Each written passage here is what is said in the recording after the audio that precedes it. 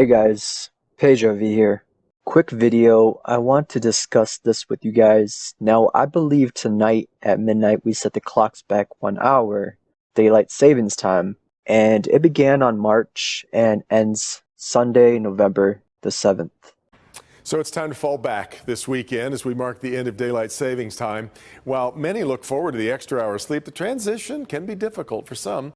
Daylight saving time ends on Sunday, which means we fall back an hour. Even though it means getting an extra hour of sleep, which most of us really enjoy, the changes can still affect your mind and your body. The fallback does not affect your body as negatively as springing forward, but it can still be difficult for parents with young children and babies in particular. And you may be wondering why we are still changing our clocks.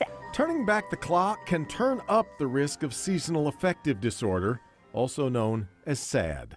When there is a shift in the season and our access to daylight, our bodies struggle to adjust. Cleveland Clinic psychologist Dr. Susan Albers says symptoms of seasonal affective disorder can include feeling depressed, acting withdrawn, lacking motivation, struggling to concentrate, and also can create changes in sleeping and eating habits. Albers says since there is less sun during the winter months, it is important to make sure you're getting enough vitamin D. Daylight saving was first established during World War I, and I believe it continued throughout World War II, and until this day, it still continues on. Now with this all going on, it's kind of funny how they really start pumping this Doomsday Clock stuff in our faces, almost like they are projecting this fear and fear-mongering. Periods of early frost, the frequency of hurricanes. It's 1 minute to midnight on that doomsday clock, and we need to act now. If we don't get serious about climate change today, it will be too late for our children to do so tomorrow. Our animals and people are dying. I have seen with my own eyes 3 young children crying at the side of a dried-up river after walking 12 miles with their mother to find water. In my lifetime, I've witnessed a terrible decline. In yours, you could and should witness a wonderful recovery. That desperate hope, ladies and gentlemen, delegates, excellency, is why the world is looking to you.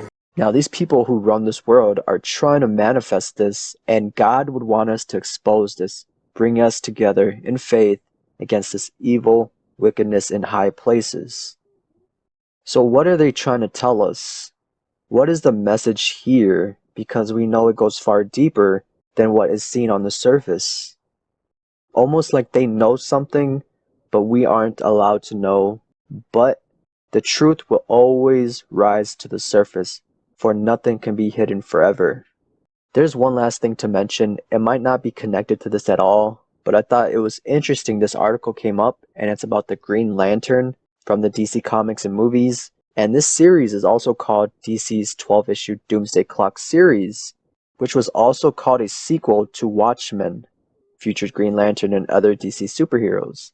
And I like how they called it Watchmen, like being a watchman for God. We look out for these events and put them together and try to show everyone.